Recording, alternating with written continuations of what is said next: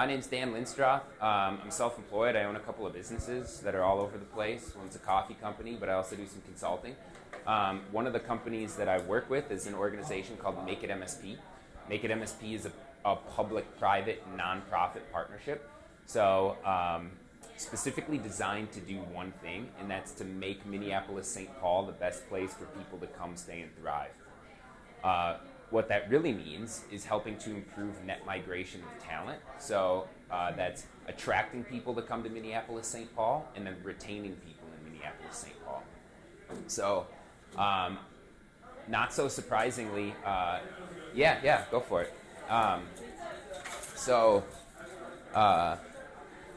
The reason that it was created is that there's a parent organization called Greater MSP. Greater MSP is like Economic Development Council. Greater MSP was created by some bigwigs in town, like Richard Davis of U.S. Bank, Marilyn Carlson Nelson, Doug Baker, Ecolab, specifically to do one thing, and that's to attract and retain businesses. So bring businesses to Minneapolis-St. Paul, keep businesses here. Well, they found out that like the number one inhibitor to growth for businesses in the region is their ability to hire people, skilled people.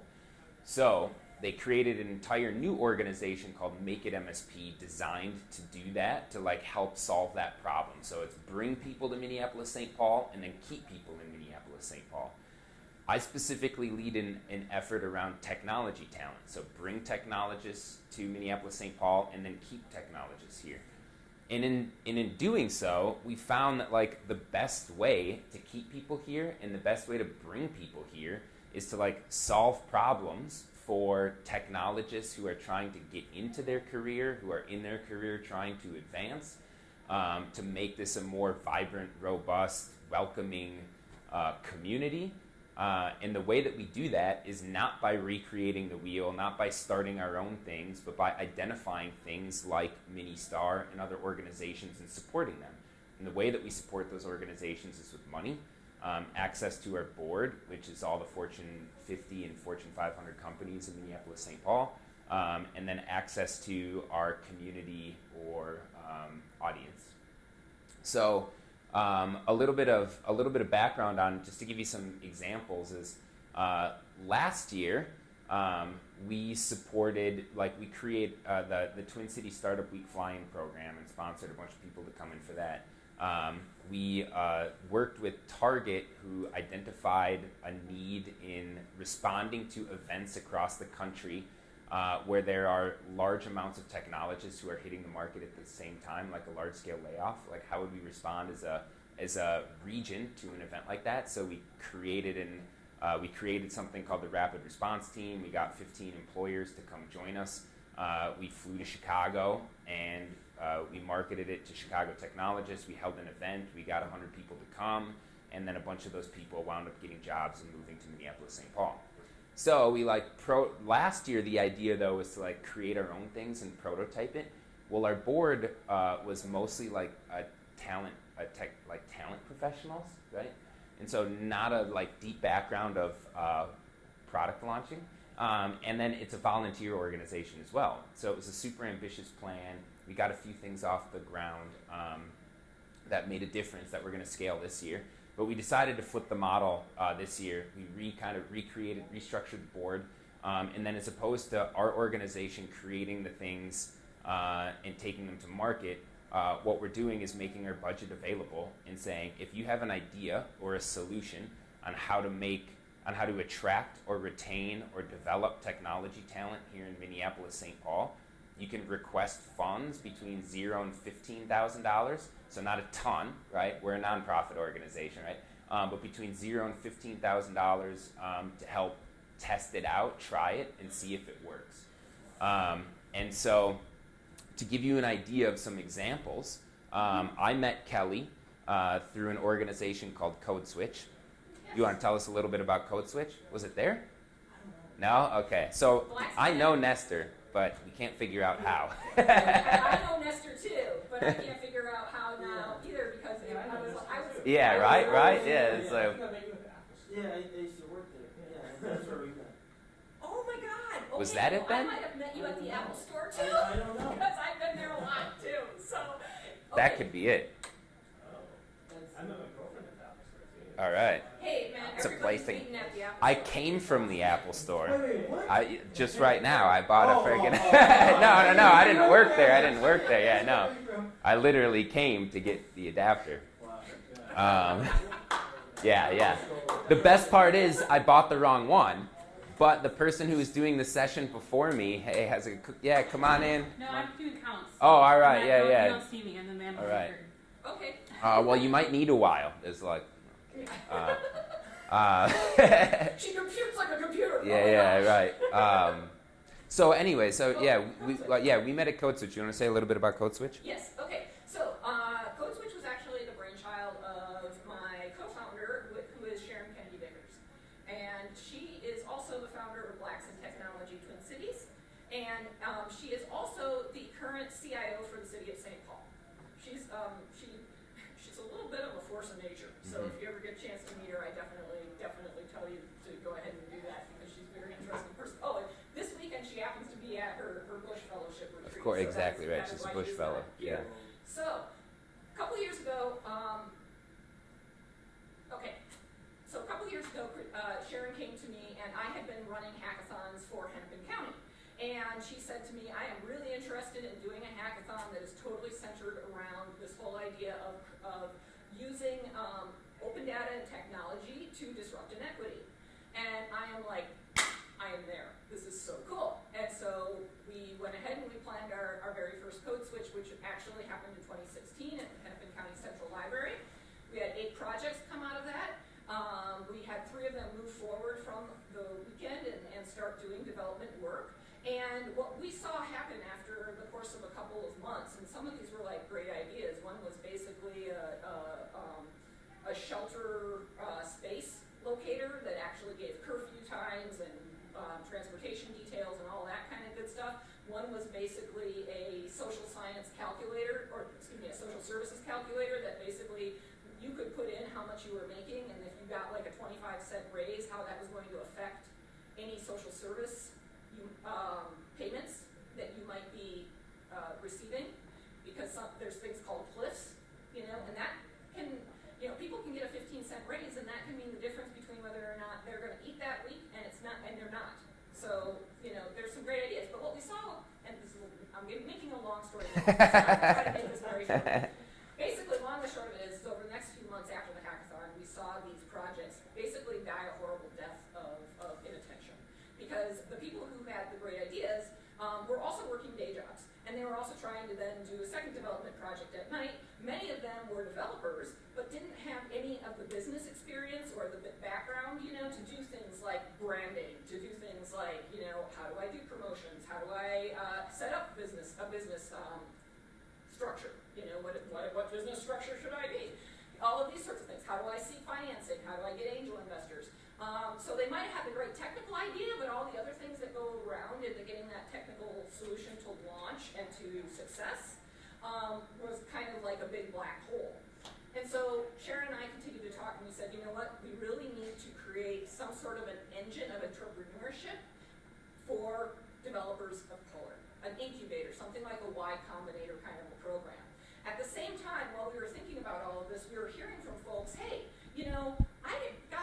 I really want to get into developing, but I'm a junior dev, and I don't have like a portfolio for a year, and nobody will hire me because I don't have like this on-the-ground experience of a year's portfolio that's living in the wild. And we're like, okay, well, we can do something about this, And we were meeting like junior developer of color, and they're like, awesome. They have like awesome skills, but no one will hire them because they're not steeped. So we're like, okay, we got to figure out a way to kind of create all of this program around it. So at our second Code Switch last year at Union Depot, we had 250 people attend. We had like 14 different projects, and the winning project was called Can I Vote If? It was an idea that was created by a woman developer of color named Janessa, and we were able to actually fund the development of an MVP for her. So we are now working in partnership with her and Software for Good to develop this MVP. We are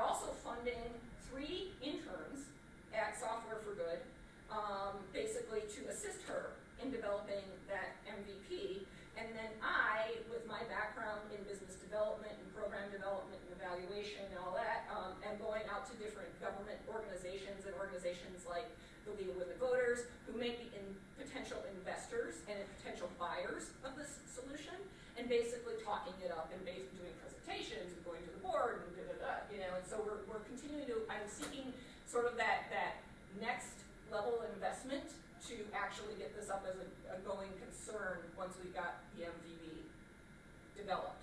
And all of this was made possible in part because of the seed grant from Naked MSP last year. So. Cool. Thank you for that. That was awesome. So yeah, just so this is so to when I went to the event, and we go. You guys look familiar, right? I call it the circuit, right? So there's a lot of events. There's like, that are awesome, right? There's beta, mini star events, there's tons of things going on. You see a lot of the same faces, right? When I went to Code Switch, there were 250 people I've never seen before, right? And they're all mostly people of color, mostly in and around St. Paul, so other side of the river. And just a totally different vibe, totally different audience, and totally different perspective that people were bringing to the table, life perspective, work experience. And so immediately this was something, and it was getting people who are not currently into technology. And so this was immediately something that we wanted to support. Matt DeKeer, who's doing a talk right now about what it's like to be a junior developer in Minneapolis, right? He started this doing a talk at Minibar last year, where he just threw it out. He's a junior developer himself, and he just threw out like, hey, what's it like to be a junior developer? Did an event, 100 people came, turned it into an organization that meets once a month, that gets anywhere from 50 to 150 people. So that's an idea that we support. All of these ideas are centered around attracting, retaining, or developing technology talent. Now, a couple quick points. So, our steering committee is made up of people from different parts of the ecosystem. So there's technologists themselves, 2 technologists themselves. There are 2 people from the education sector, so University of Minnesota, and then a boot camp. You've got public sector, so Sharon, who's the CIO at City of St. Paul's on board. Mark Song, who's also does innovation at City of St. Paul. And Target, U.S. Bank, Best Buy. So we've got major employers represented. And so the purpose is to try to bring this like full 360 view of the ecosystem approach to the table. And then kind of the next phase is to say, okay, we know that there are challenges in attracting, retaining, and developing talent. We can float those challenges out, and then we're looking for an individual, an organization, a group who have a solution to those challenges to come say, hey, so for example, and I'm going to use the Code Switch one would be, we know that growth of getting more women into technology, professionals of color into technology is something that the community needs. Code Switch is an organization that's doing that. So the way that we think about it is that if they're making an impact at a 3 out of 10 or a 4 out of 10, how can we help them double that impact to a 7 or an 8 out of 10? So we know that it's really difficult for technologists to get established in a career. So like the 0 to 2 years is really hard. And that's where we lose a ton of people, right? And because people come out of school, they start interviewing for companies here, they're not getting hired right away, they start interviewing on the coast, they get hired right away, and then now they've established loyalty, they're growing roots in another city, and so we lose a ton of people that way. So if Matt DeKeer is actively working on something to make it ease the transition from school to 2 years into your career, we want to work on that. We want to help support that. In the next within the next month, we'll be launching the kind of opening of this fund. Don't have a clever name for it yet, so right now calling it, the Minneapolis St. Paul Community Tech Fund. yeah, right. That's what I'm saying. We're working on some branding stuff here, right? We got a mark. We got a gift. No. There'll be a 5-pound bag of M&Ms for the first person to Totally. I've thrown a few out and they got squashed at every steering committee meeting, so it's like back to the drawing board. But here's a question for you guys. What are some challenges that you see within the tech community that are prohibitive for people to stay here, for people to enter the tech community, for people to stay here, for people to come here? So like excluding the weather, right? We know the weather is a barrier, right? So people from California are like, that's always the thing. It's like outside of that, what are some of the challenges that you see? So just a little bit of my background. I Yeah. grew up in east side of St. Paul. Okay. Graduated at St. Paul High School. Right on. Cool. I went down west for school and came back here. All right. Yeah, Yeah. right. Yeah. I was at Stanford University. Oh, Cool. Studied computer science over there. And just growing up, I actually didn't think I was going to do any of that technology Yeah. stuff.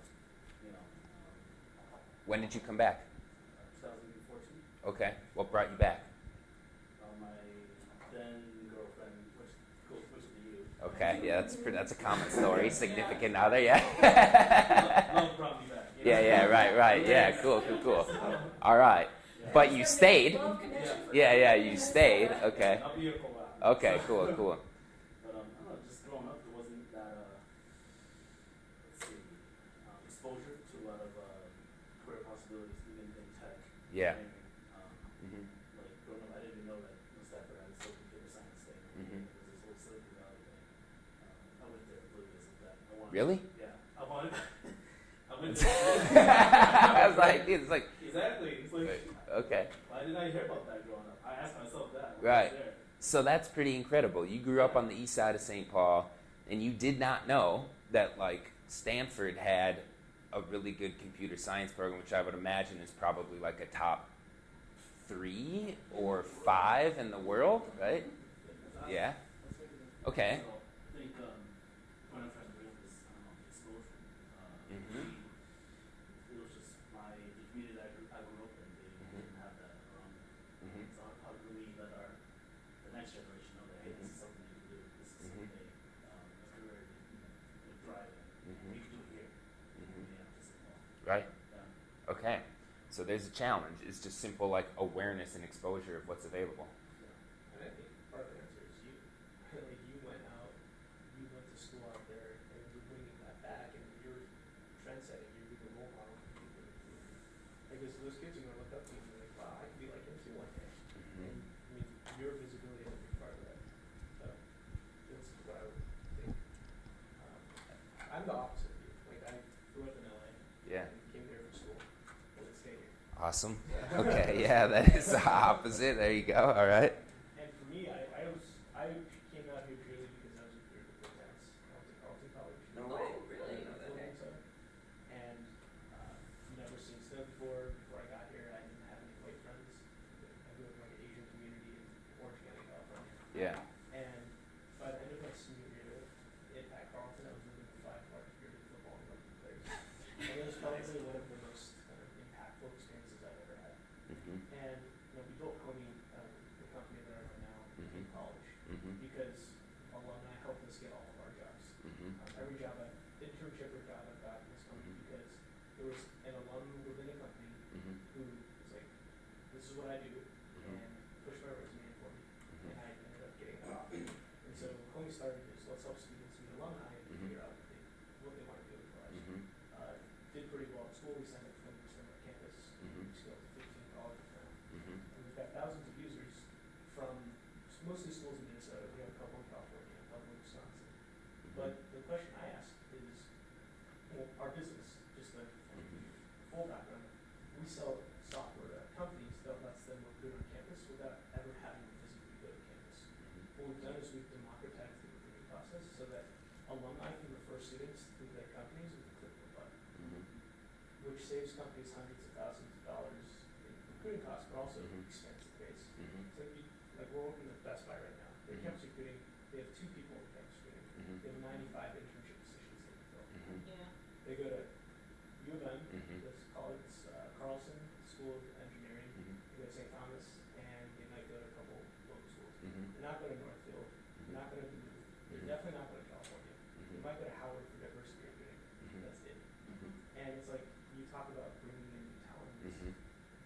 Yeah. I mean, how are you going to go and find them if that's, like, if I'm a graduating senior and I know I can get a good job in software development, odds are I'm going to Valley. They're going to pay me twice as much, weather's great, and I'm going to be in this like really cool tech ecosystem.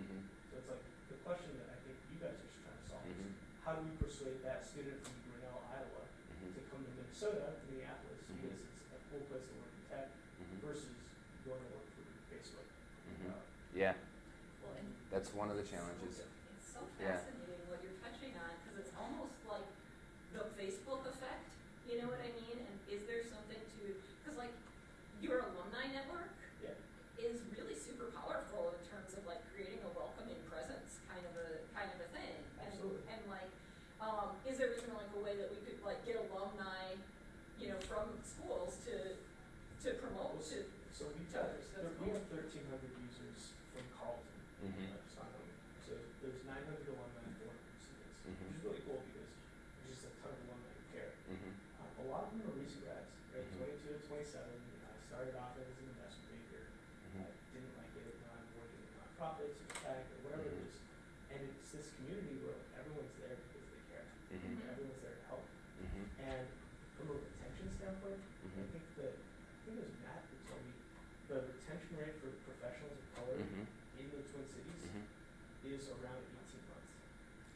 Yeah. Which, Right. So what's interesting there is we're actually really good, shockingly, at attracting people of color. Exactly. We're terrible at retaining people of color because we're a rather insular community, right? And it's kind of hard to crack in, and for sure. it's even more difficult for people from outside of the state and people of color. And this goes back to what we were talking about in the last session, where when people who grew up together, right? You go to middle school, high school, college, Yeah. U of M, uptown, you go to North Loop, you get married, you move to the suburbs, you have a kid, and your kids do the exact same thing. Right. Right? And if you grew up not in Minnesota, you're not breaking into that circle because when you're at a bar and everyone's like, oh, where'd you go to high school? It's like, not here. Yeah. And then you are automatically excluded as someone who didn't grow up with them. And then you loop in the whole like, oh, we don't look the same. Then it's just, there's this whole other add-on. It's like, Right. yeah, maybe I don't belong here. Maybe I should go back to LA where all my friends are. Right. Because that would be a lot easier than trying to mingle with all these bros at Stella's where I don't really want to be. Totally right. Yeah. Right. Don't get away from Stella's. Yeah. They first called me. No, I'm Yeah. So yeah. So here's a few things that I heard, and then some other things to think about too. Is like, and what's interesting is in both of your cases, although different, it's like you very specifically had access to some form of a mentor or a person to help get you to where you needed to go. Right. Yeah. You did not. It sounds like maybe you had a mentor or someone, but like no one to point you in a direction of like, hey, you're really smart. Clearly, you're into technology. These are the places you might be thinking about going to school. But so we've identified this area of mentorship within the technology sector as being critically important. And so that's specifically an area where we're looking for solutions, right? I think mentorship is a super loaded word. It is. Like networking, mentorship, Right. connecting, it's all this stuff that's like left over from our parents' generation that doesn't apply to young people. Right. It's, at the end of the day, like, what a young person wants coming out of school is the best learning experience possible. Yeah. Like, the money is one thing, but, I mean, I want someone, or Yeah. a student wants someone who's going to take them out for beer on Thursday, Yeah. show them the ropes, tell them about, these are the people in the company that are cool, these are the people you should stay away from, like, this is how you're going to learn, Yeah. this is how I built my career. Right. That's the kind of stuff that keeps people here, not Right. the, oh, let's all get happy or whatever. Right. Personal Yeah. experience. That's true. I don't want to speak for you guys, but I think. that's how I feel. And there's someone who's trying to build a company here Right. and trying to hire kind of diverse talent. Yeah. It's just something where how, like, I can introduce them to my friends. I can take them to Hoban for barbecue in Uptown where it's like really like a lot of Asian people hang out and like a lot of ethnic people hang out in that school. But it's like I can only do so much. And I think that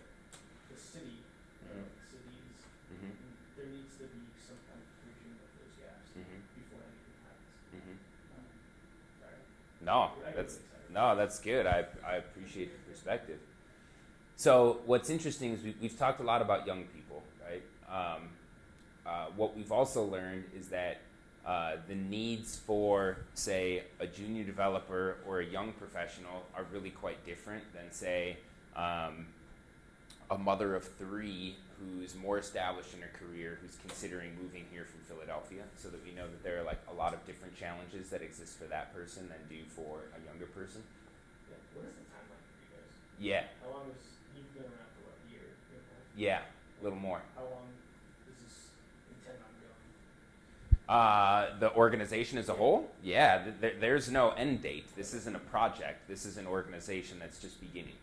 Yeah, so let me give you some really like super concrete logistics. So yeah, the organization started roughly 2 years ago. We have, let's see, so there are probably about 20 organizations that support or fund Make It MSP. So these are major employers. And then we essentially, over the course of the next year, need to prove the model of like this community fund, identifying solutions within the community, support and lift them up. But what we really need to do is do something that makes an impact within a 2 to 3 year time frame. Now, that's not to say that the organization is going to be done in 2 to 3 years, but the reason why that 2 to 3 years is identified is that currently today, there's about 65,000 jobs available in Minneapolis-St. Paul going unfilled. That number is expected to grow to about 125,000 jobs by 2020, so like just right around the corner. And what's the premise for that?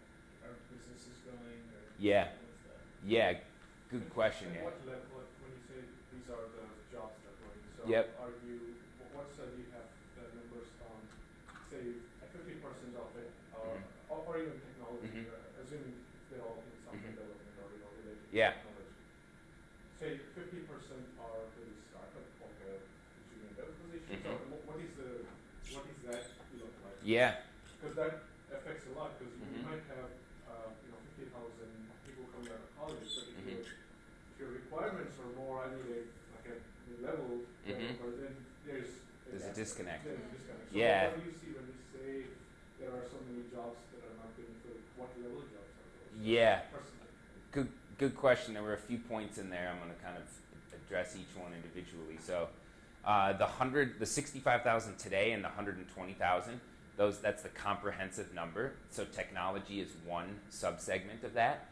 When you talk to businesses, however, it's the one that they're having the most difficult filling, and it's also the fastest growing subset of the entire market, right? And so when you ask organizations, what are you hiring for today, and then what are you anticipating to be hiring for in the next few years?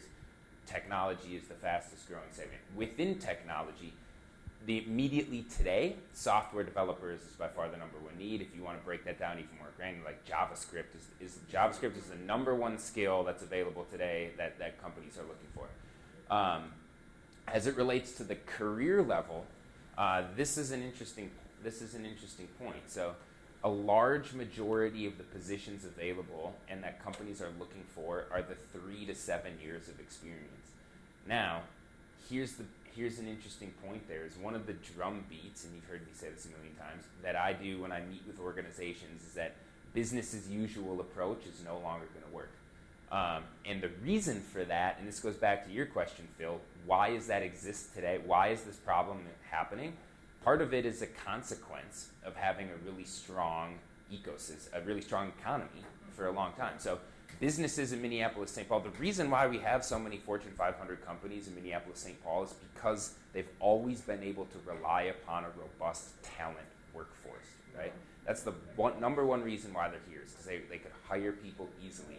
Well, that's changing now, and part of the reason it's changing is because of the success that businesses have had. In other words, they're growing faster than they can find people. So the demand for talent is outpacing supply. So the jobs that are becoming available are happening at a faster rate than we're producing skilled workers. And so that's where we're looking at like, okay, so how do we attract, how do we retain, and how do we develop new people in order to close that gap? And what people don't really quite understand is that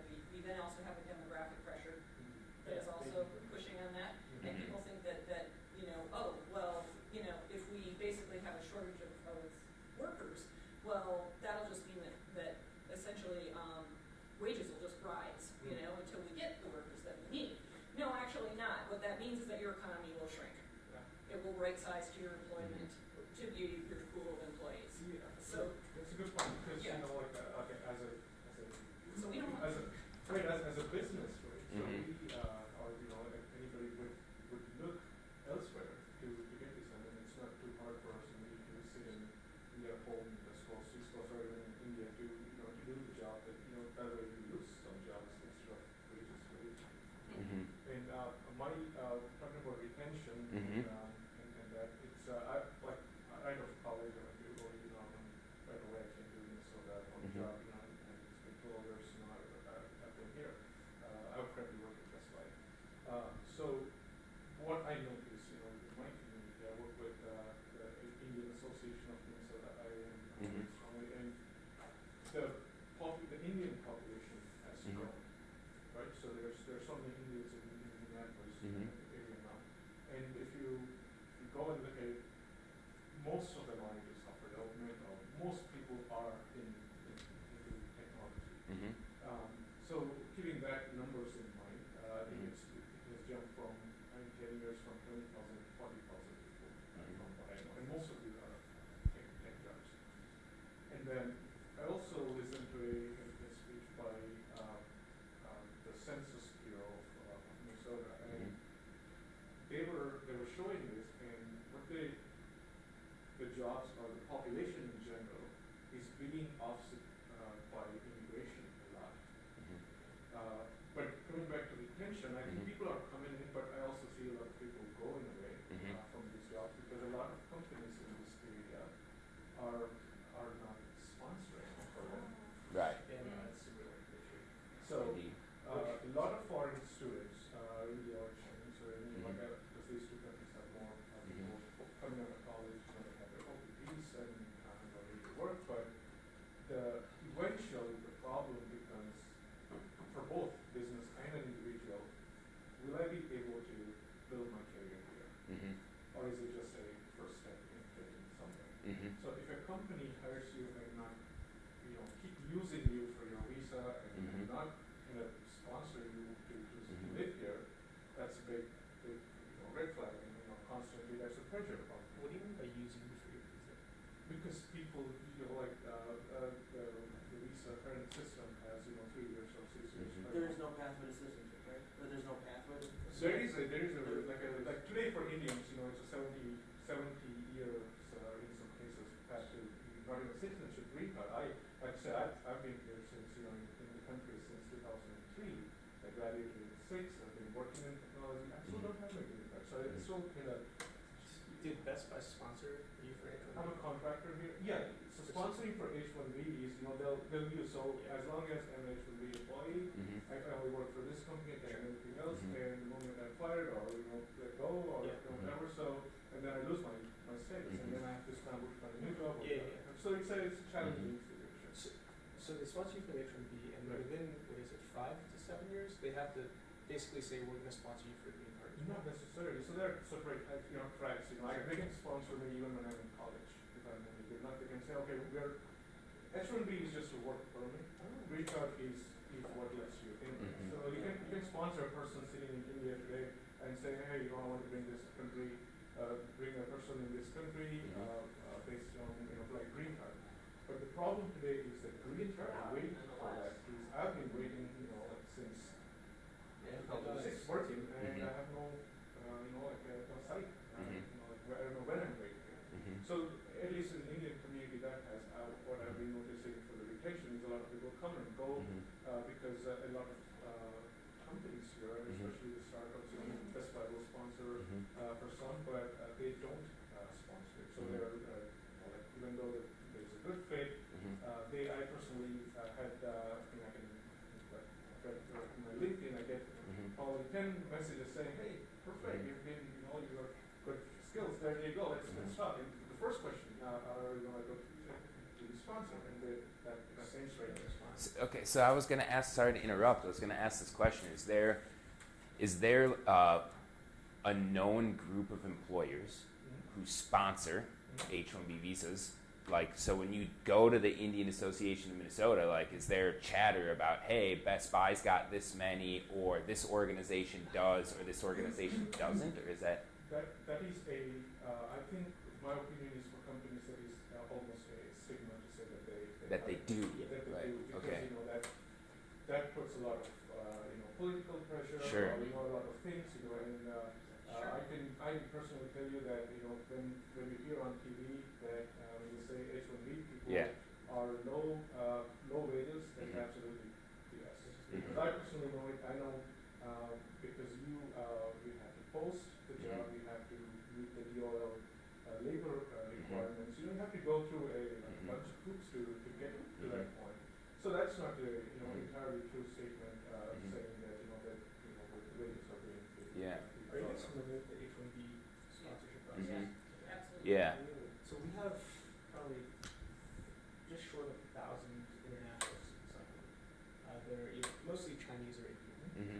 and these students are brilliant. Mhm. They all go to Carlson, they all study at MIS, they all Mhm. like they're just really really smart young people, and they go to these career fairs. They check Mhm. off all the boxes. They have Mhm. anywhere from like 3A to 4O. Mhm. They're the president of whatever business software development club it is, and they get to the career fair, and you've got all the employers Mhm. lined up. Mhm. And the first thing that the HR person says to them is, we don't sponsor international students. And so they go down the line, they get Mhm. 10, 15 Mhm. companies. By the end of it, it's like, why did I even come here? Like, no one's gonna hire Mhm. me. And I mean, Aditya is like lucky to have gotten that H1B sponsorship, right? Yeah. And that's For so Right, many years, right, yeah. It's been 12 years I'm on H1B, Right. and I don't know when that ends, right? So Right. all it takes is one downturn of the economy, and Yeah. people want to sponsor, and I'm out of here, Right. What I'm hearing you say is that what companies are essentially communicating to the community is, yeah, we're really supportive of temporary diversity, Right. Mhm. but heaven forbid that we should make it a permanent situation. and there's a lot of right? factors. Like if you jump from one company to another company, right? Now you have to restart the whole process. Yep. Mhm. Yeah, So Right. you're back in the line, or like you're Right. doing, all those things, and so so people, even though you venture out or go to like a California, Starbucks Mhm. do H1Bs there. Mhm. They just do it. So here they don't. So Mhm. it will go great. Mhm. It will go. Mhm. So that's Yeah. that's one thing that I've noticed. Okay. And I think it's going to be a problem if companies don't start to do Mhm. that. Mhm. Then that migration, people Right. moving and coming into Minnesota, I think it's going to have an effect on the economy. Right. And I think more companies should be encouraged and to do that, not as a not as like a cheap labor or Mhm. anything, but I think there are genuinely people who are being affected. I'm one of them, so I know Mhm. the struggle there. Yeah. How did you get your first sponsorship out of college? I actually was interviewed and I got a job first, right? And then you have the OPT here where you can work with others. So that's where you can you Mhm. earn your stripes, I guess, so okay, that's Mhm. good enough, and we are going to do it. Well, that's Mhm. interesting because I feel like most companies don't even hire based off the OPT. You must have at least impressed someone within the It's organization. changed, like I said, it's back in 2006. Yeah. At that time it was a different scenario. I was lucky in that aspect, but I see so many students these days that So you're talking about now, like, yes, like, educational based visas, but so for me in my community, it's like, we're dealing with a lot of undocumented students. Mhm. I'm undocumented, right, so I have DACA, and my DACA, expires in like a year from now. Mhm. And so now, we're talking about this, right, but I grew up in the United States. Mhm. I've been in Minnesota since I was 3, Mhm. right, so this is the only home that I consider Mhm. home. And I mean, the only reason why I went to college was because I was really tired of not being able to, and I got into politics, and I started challenging a lot of different systems. Mhm. And we ended up passing like legislation to really like allow people to go to college that had no status, Mhm. and open up some opportunity or doors. But even that wasn't enough for me to finish, right? Because Mhm. I ended up like, I didn't have enough aid to really continue on, Mhm. so I had to drop out. But when I dropped out, Mhm. I started my own company. Mhm. So like, and so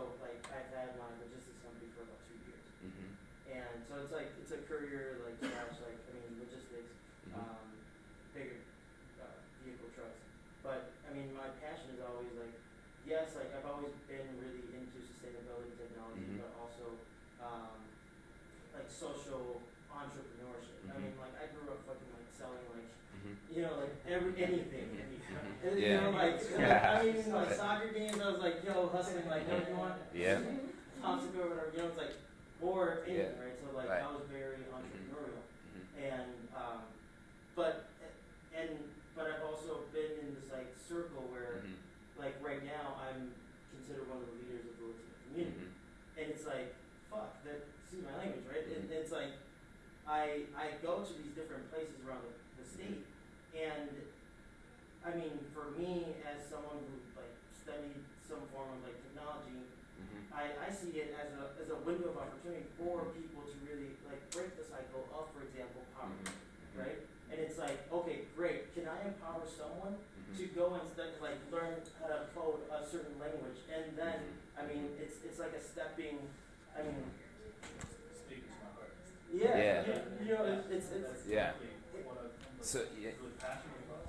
and it's like I went like in 2016 I was like political organizer for one of the largest unions of the state, and like I had teams in different like really like how would you say, like challenging elections are really competitive. So I was in St. Cloud organizing Somali and Latinos because somehow I ended up learning Somali.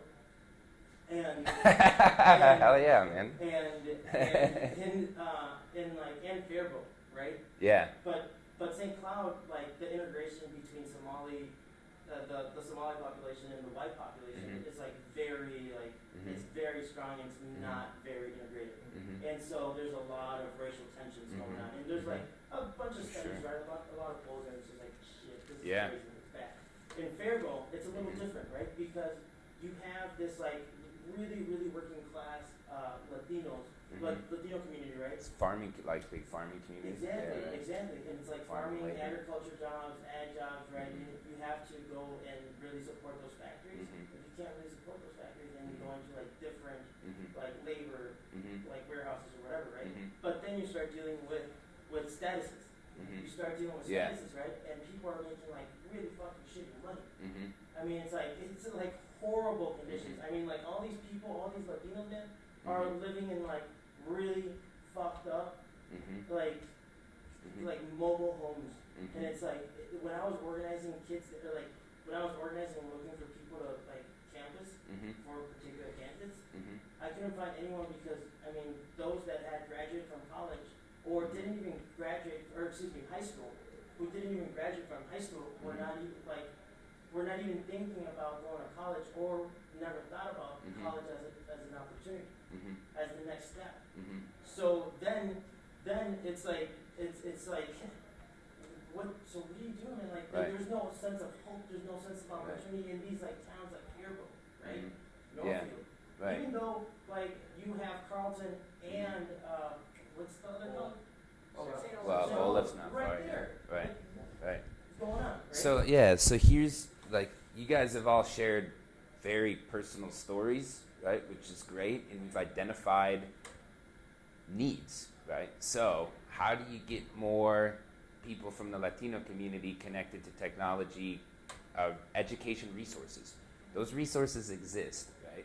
So if there's an idea that you have, if it's a marketing idea, if it's an event series, if it's something of connecting existing technology, education resources, and employers to the local Latino community, that's something that we want to support. Right?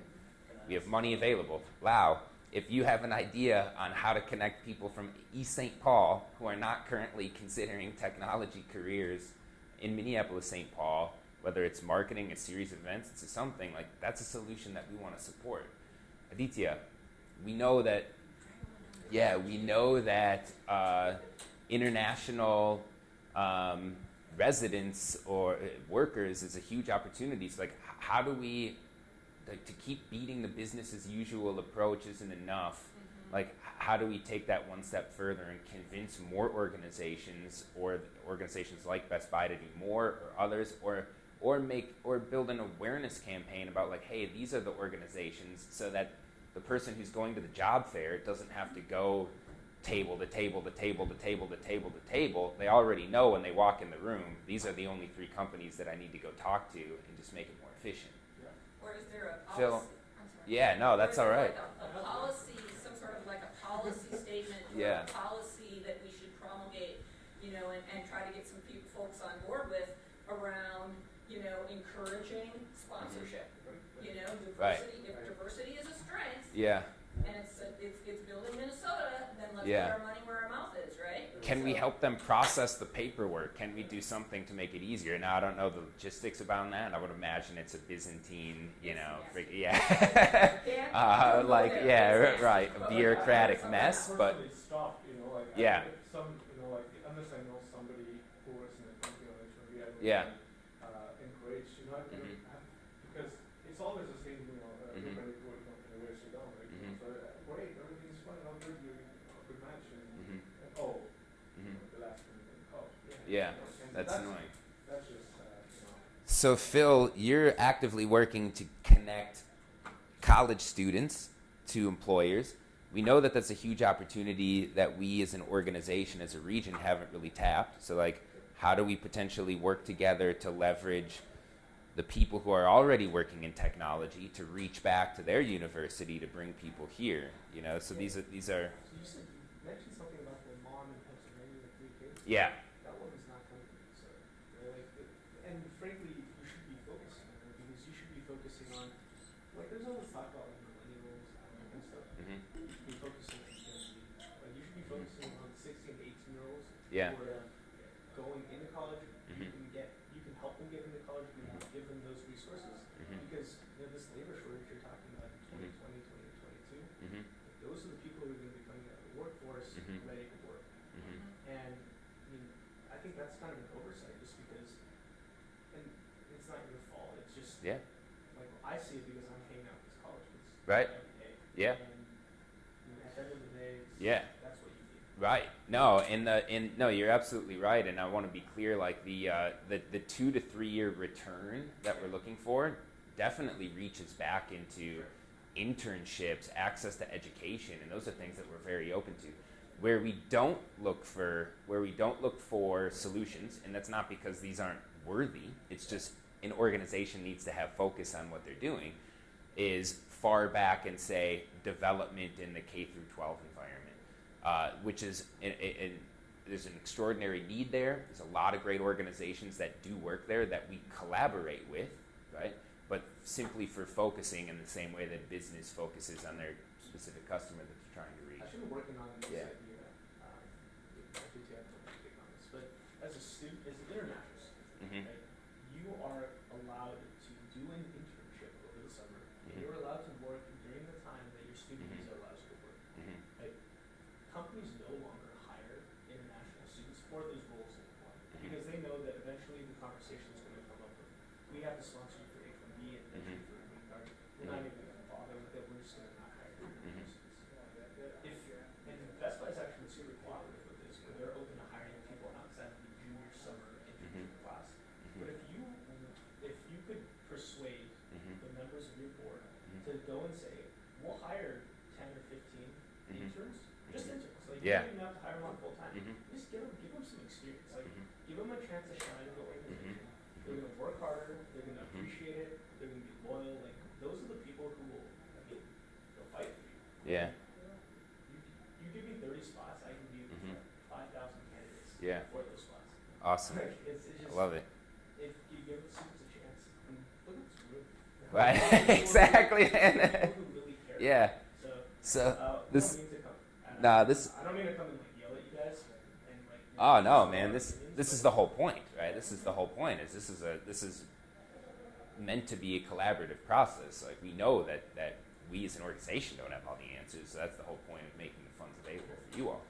So here's 2 final points. Like you've all kind of mentioned this thing, like a point of differentiation between Minneapolis, St. Paul, and the Bay Area or other places. And this is like a conversation we've been having in the tech community for a while. Is this desire for purpose, right? Or this wanting to solve real problems. And so I use this line all the time. Like, if you want to make it easier, if you want to speed up the way that we deliver food to people, you know, you can work on that on startups in the Bay Area. I'm sure there's tons of innovation that I'm leaving out in that broad stroke of the brush. But if you want to come to a place where you can solve real problems, like food distribution, how we're getting food to different parts of the world, how we're administering healthcare to the most vulnerable populations, like this is a place where you can come and do that. Lastly, I was an English teacher. Right? I lived and worked abroad in Latin America and Europe for a few years. I came back here and started a tech company on a whim.